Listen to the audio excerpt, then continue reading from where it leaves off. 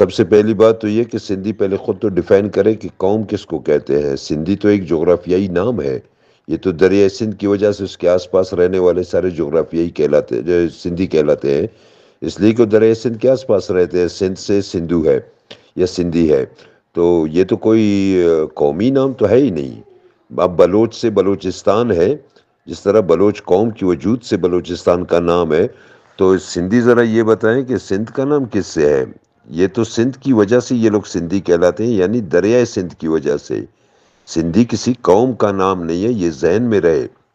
جن کو یہ سماٹ کہتے ہیں وہ خود مہاجر ہیں، راجپوت ہیں، اور سندھ کے جو ڈیفینڈر رہے ہیں ابتدا ہی سے بلوچ رہے ہیں۔ یہ بدقسمتی ہے کہ سندھ کے رہنے والے بلوچ خود کو جو ہے نا، پتہ نہیں کون سا خوف ہے ان کے اوپر، زرداری کا خوف ہے یا بلاول کا خوف ہے، پیپلز پارٹی کا خوف ہے، یا سندھ کے ڈاکوؤں کا خوف ہے ان کے اوپر کہ خود کو بلوچ نہیں کہتے ہیں۔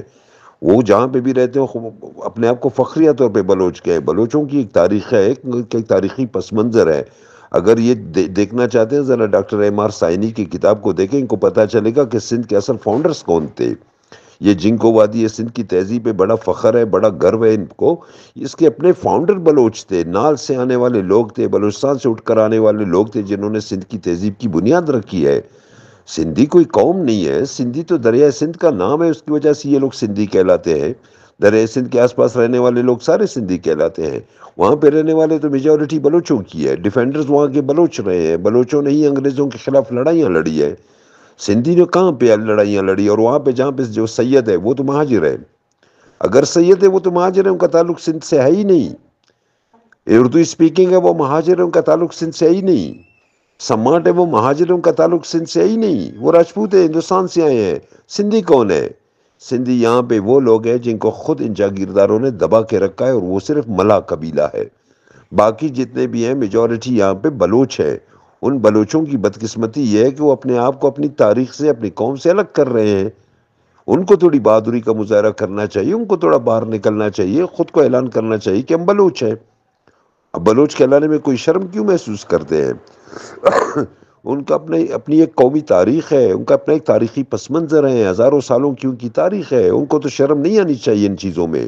فخریہ طور پہ خود سے کہیں کہ ہم بلوچ ہیں، ہم سندھ میں رہتے ہیں، دریائے سندھ کے آس پاس، یہ ہمارا خطہ ہے۔ مغربی بینک تک، دریائے سندھ کے مغربی کناروں تک تو آلریڈی بلوچوں کی سرزمین ہے، اور اس سے آگے اگر بلوچ گئے ہیں تو سندھیوں میں روکنے کی ہمت ہی تو روک دیتے ان کو۔ آج ان کو زبردستی کیوں سندھی بنا رہے ہیں؟ یہ سندھی قوم پرست نہیں، یہ فاشسٹ ہیں۔ فاشسٹ ہے جو خود کو سید کہہ رہا ہے پھر سندھی کہہ رہا ہے، اس میں خود جو ہے نا کتنا تضاد ہے۔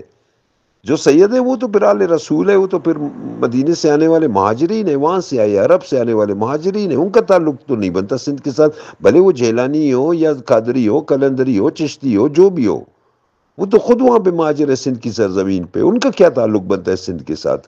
ان سے تو بہت پہلے، ہزاروں سال پہلے تو بلوچ وہاں پہ موجود تھے۔ تو وہاں کے لوگوں کو خود پتہ ہونا چاہیے، ذرا تجزیہ کریں، تاریخ کو پڑھیں۔